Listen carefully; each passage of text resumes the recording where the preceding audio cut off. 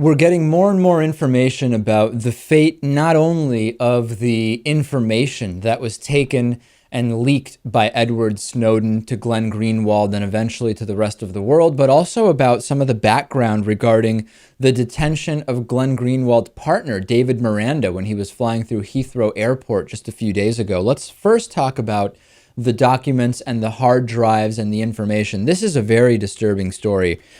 Not only because of its intrusiveness, but because of its stupidity more than anything else. I'll explain.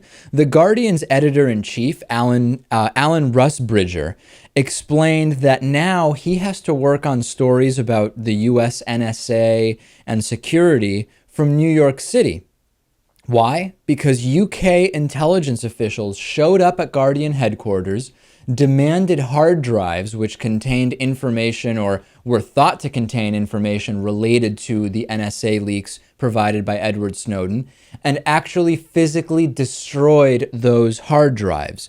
This is quoting Alan Rusbridger from The Guardian.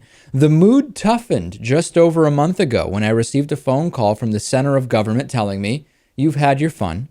Now we want the stuff back." There followed further meetings with shadowy Whitehall figures. The demand was always the same: hand the Snowden material back or destroy it. I explained we could not research and report on the subject if we complied with this request.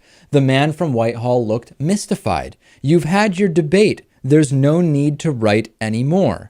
The man was unmoved, and so one of the more bizarre moments in The Guardian's long history occurred, with two security experts overseeing the destruction of hard drives in The Guardian's basement just to make sure there was nothing in the mangled bits of metal which could possibly be of any interest to passing Chinese agents.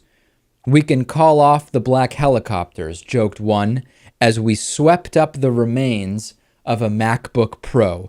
Lewis, this is stuff out of spy movies, but in image, in the image that it creates in our minds. But it seems very stupid because forget for a second about the legality of this. Forget about the ethics of this. Do you really think that those documents exist only on the Guardian's official office hard drives? I mean, do you think that before Edward Snowden gave them to Greenwald, he didn't create redundant backups? Do you think Greenwald didn't create redundant backups? This seems like utter stupidity. I know that's exactly it. That's exactly what I was going to say.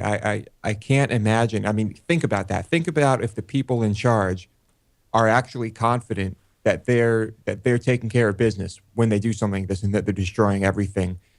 You have to assume that they're smarter than that if they're in those positions. I would really hope so. So in reality, this would just be another form of intimidation.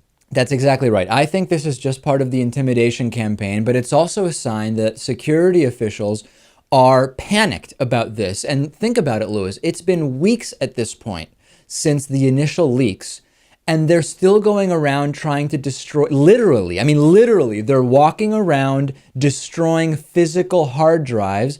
They are completely in a panic, and that actually suggests to me that what security officials fear is in the hands of organizations like The Guardian now must really, really be of concern, because otherwise, why else, after the leaks have happened, would they continue to just go around and try to destroy a MacBook Pro in this case? They've got to be in a panic.